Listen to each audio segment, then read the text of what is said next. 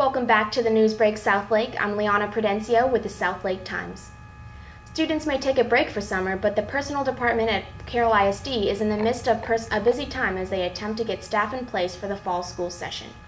CISD Superintendent Dr. David Faltes said the district attempts to use a conservative hiring process.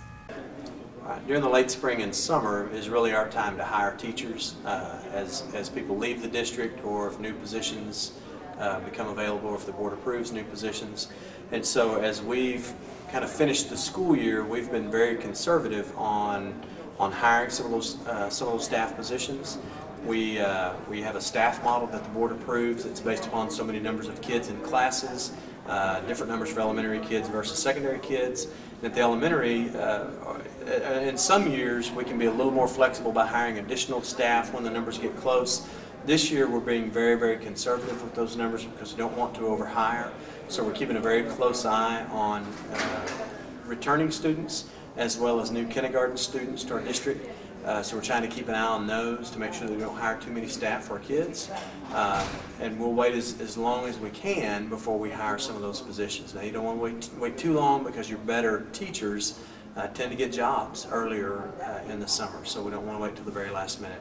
We have also hired for a couple of principal spots.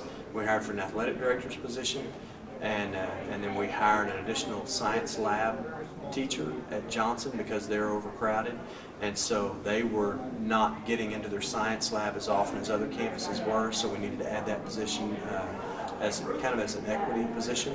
And then we hired an educational diagnostician who works very closely with our special needs kids with ARDS and with planning for their education. So some of those were very, very specific needs.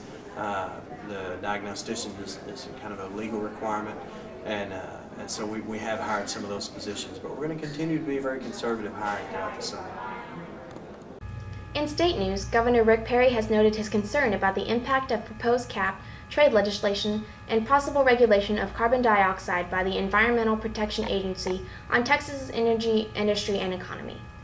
He hosted a roundtable discussion with state and industry leaders last week to discuss their concerns about the proposed regulations. Read more about this subject in this week's legislative report on Southlake Times page.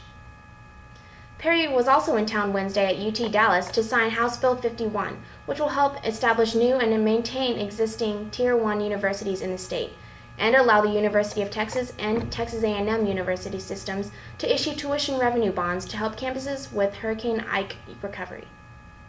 Thank you for tuning in, and we look forward to seeing you in the community.